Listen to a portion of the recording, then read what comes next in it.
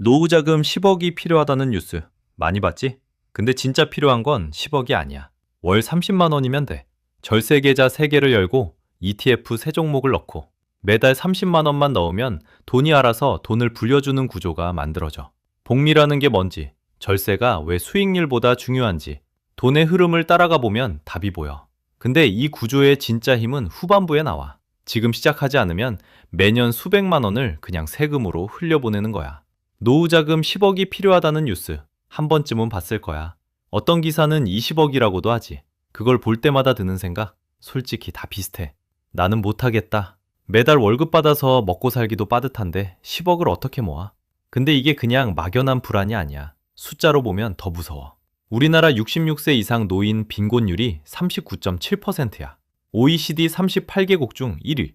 OECD 평균은 14.8%니까 거의 3배 가까이 높은 거지. 대한민국에서 늙는다는 건 가난해질 확률이 세계에서 가장 높다는 뜻이야. 이 숫자를 보면 당연히 겁이 나지. 그래서 10억, 20억을 모아야 한다고 계속 겁을 주는 거야.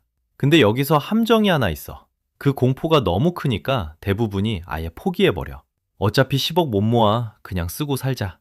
이렇게 드는 거지. 노후 준비를 해야 한다는 건 다 아는데 목표가 너무 높으니까 첫 발을 못 떼는 거야.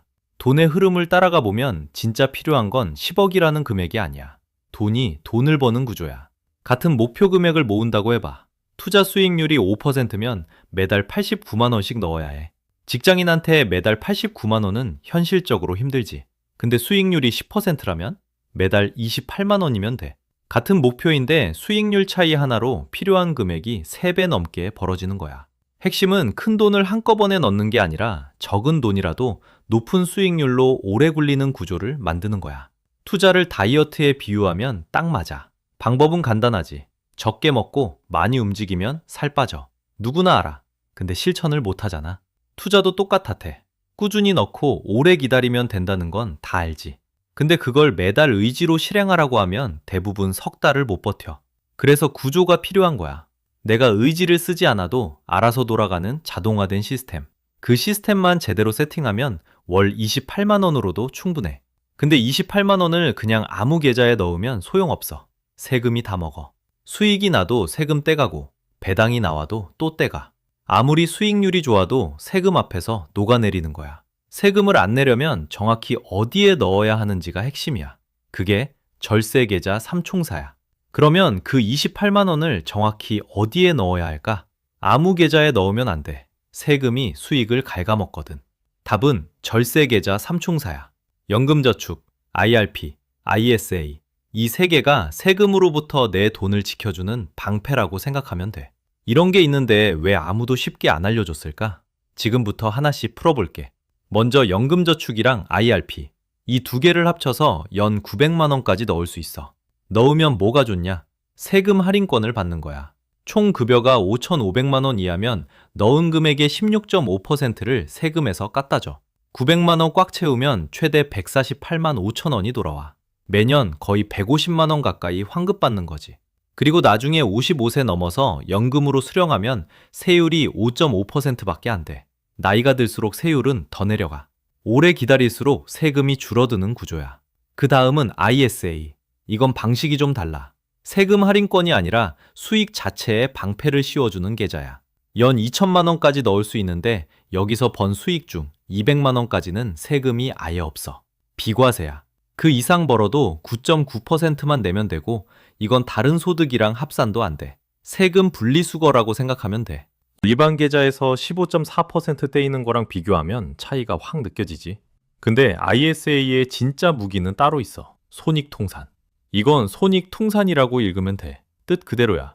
이익이랑 손실을 합쳐서 퉁치는 거지. 예를 들어 A 종목에서 200만 원 벌고 B 종목에서 300만 원 잃었다고 해봐. 일반 계좌면 손실은 모른 채 하고 번 200만 원에 세금을 매겨. 근데 ISA에서는 전체를 합산하니까 순손실이잖아. 세금이 0원이야. 같은 상황인데 세금이 완전히 달라지는 거지. 근데 여기서 함정이 하나 있어. 국내 주식형 ETF는 원래 매매 차익이 비과세라서 이 손익통산 대상에서 빠져.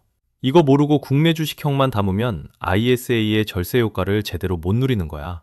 해외형이나 채권형 ETF를 같이 담아야 퉁산의 힘이 발동해. 그리고 ISA는 3년 만기가 되면 절세 릴레이라는 게 가능해져. 만기된 ISA 자금을 연금저축이나 IRP로 이전하면 이전 금액의 10%, 최대 300만 원까지 추가 세금 할인권을 받아. 그러면 연간 세액공제 한도가 900만 원에서 1200만 원으로 늘어나는 셈이야. 여기서 하나 더. 2026년부터 ISA가 확 바뀌어. 납입 한도가 연 2천만 원에서 4천만 원으로 2배가 되고 비과세 한도도 200만 원에서 500만 원으로 올라가. 분리과세 세율도 9%에서 5%로 내려가고 거기다 6월에는 슈퍼 ISA라는 게 새로 나와. 흐름이 보이지? 정부가 이 계좌에 돈을 몰아넣으라고 판을 깔아주고 있는 거야. 같은 수익률이어도 세금을 얼마나 아끼느냐에 따라 10년, 20년 뒤 결과는 완전히 달라져. 수익률을 1%더 올리려고 애쓰는 것보다 세금을 제대로 막는 게 훨씬 확실한 수익이야. 절세 계좌라는 방패를 먼저 챙기는 게 순서가 맞아. 자, 계좌는 세팅했어. 근데 여기에 뭘 담아야 할까? 종목이 수천 개인데. 결론부터 말하면 3개면 끝이야. ETF가 수천 개라서 뭘 골라야 할지 모르겠다는 사람 정말 많아. 검색하면 할수록 더 헷갈리지. 근데 아쉽게도 하나는 아니고 3개야. 3개로 줄인 거야. 이 3개만 있으면 경제가 좋든 나쁘든 버틸 수 있는 구조가 만들어져. 이걸 이해하려면 먼저 경제의 사계절을 알아야 해. 세계 최대 헤지펀드를 세운 레이 달리오라는 사람이 있어. 이 사람이 만든 게 올웨더, 그러니까 사계절 포트폴리오야. 경제에도 계절이 있어. 성장이 빠를 때, 느릴 때, 물가가 오를 때, 내릴 때. 이 4가지 조합이 경제의 사계절이야. 어떤 계절이 오든 전체 자산이 크게 흔들리지 않도록 설계하는 거지. 이걸 한국 절세 계좌에 맞게 바꾼 게 K 올웨더 전략이야. 자, 그럼 그 3종목이 뭔지 알려줄게. 첫 번째, 코덱스, 미국 S&P 500, 성장 엔지니아, 애플, 마이크로소프트, 엔비디아 같은 미국 대표 기업 500개에 한 번에 투자하는 거지. 2025년 S&P 500 수익률이 약 16.4%였어. 그 전에는 25%, 그 전에는 26.3%. 3년 연속 두 자릿수야. 보수는 연 0.0099%로 업계 최저 수준이야. 이게 포트폴리오의 공격수 역할을 해. 두 번째, 에이스 KRX, 금연물. 이건 방패야. 주식시장이 흔들릴 때 금이 버텨주거든? 2025년 금 가격이 온스당 2,641달러에서 4,341달러로 올랐어. 상승률 64.4%. 경제위기 때 사람들이 금으로 몰리니까 주식이 빠질 때 금이 올라서 전체 포트폴리오를 지켜주는 역할을 해. 세 번째, 코덱스 200, 미국 체온압. 균형추야. 이 ETF 하나 안에 코스피 200이 40%, 미국 국채 10년물이 60% 들어있어. 주식과 채권이 섞여 있으니까 어느 한쪽으로 치우치지 않게 잡아주는 거지. 정리하면 공격수, 방패, 균형추. 이 3개가 서로 다른 상황에서 각자 역할을 하니까 경제에 어떤 계절이 와도 전체가 무너지지 않아. 근데 이걸 그냥 담기만 하면 되는 게 아니야. 비율이 중요해. 나이와 상황에 따라 달라져. 30대라면 공격적으로 가도 돼. S&P 500에 60%를 넣고 금과 채권 혼합에 20%씩. 은퇴까지 시간이 넉넉하니까 성장에 무게를 싣는 거야. 50대라면 안정이 우선이지. S&P 500은 30%로 줄이고 채권 혼합을 40%까지 올려. 금도 30%로 높여서 방어력을 키우는 거야. 여기서 진짜 중요한 건 이 구조가 자동으로 돌아간다는 거야. 물레방아를 생각해봐. 물이 떨어지면 방아가 돌고 돌면서 또 물을 퍼올려. 복리도 똑같아. 돈이 돈을 벌고 번 돈이 또 돈을 벌어. 한번 세팅해 놓으면 매달 넣기만 하면 돼. 주식이 주식을 사다 주는 구조가 만들어지는 거야.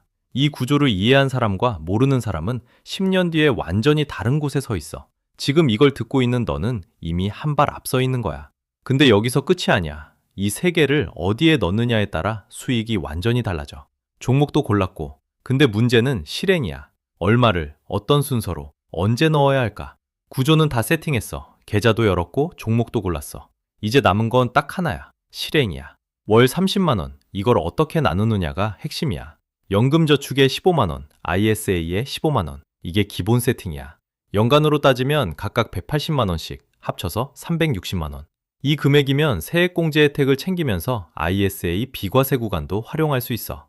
혹시 부부가 같이 한다면 절세계좌 납입 한도가 1인당 연 3,800만 원이야. 부부 합산이면 연 7,600만 원까지 절세 공간이 열려. 물론 처음부터 이걸 다 채울 필요는 없어. 30만 원부터 시작하는 거야. 여기서 자금 여유가 있는 사람한테 팁 하나.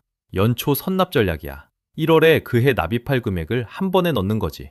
왜냐하면 돈이 시장에 머무는 시간이 길어질수록 복리의 힘이 커지거든. 시간이 곧 연료야. 같은 금액이라도 1월에 넣는 것과 12월에 넣는 건 결과가 달라. 그리고 ISA는 3년 만기잖아. 앞에서 말한 절세 릴레이 기억나지? 만기되면 연금저축으로 옮기고 새 ISA 다시 열고 3년마다 반복하는 거야. 자, 여기서 진짜 중요한 숫자가 나와. 30세에 시작해서 월 30만 원씩 수익률 5%로 굴린다고 해봐. 일반 계좌에 넣으면 91세에 돈이 바닥나. 근데 절세 계좌에 넣으면 100세에도 1억 7천만 원이 남아있어. 같은 돈, 같은 수익률인데 어디에 넣느냐 하나로 9년치 노후가 갈려. 한 가지만 더 얘기할게. 어떤 전문가는 마이너스 통장을 개설해서라도 IRP에 넣는다고 해. 극단적으로 들리겠지만 그만큼 절세 계좌의 세금 할인 효과가 크다는 뜻이야. 물론 무리하라는 게 아니야. 10만 원부터라도 괜찮아. 금액이 아니라 시작이 중요한 거야. 미래의 내 아이가 부모 만나기를 부담스러워하는 날이 올 수 있어. 그게 싫다면 지금 계좌 하나 여는 거야. 기계처럼. 감정 빼고 그냥 실행하는 거야. 정리하면 이거야. 절세 계좌 3개, ETF 3종목, 월 30만 원. 이 세 가지가 자동으로 돈이 돈을 불려주는 시스템의 전부야. 수익률보다 중요한 건 세금이고 금액보다 중요한 건 시작이야. 이 구조를 아는 사람과 모르는 사람의 노후는 완전히 달라질 거야.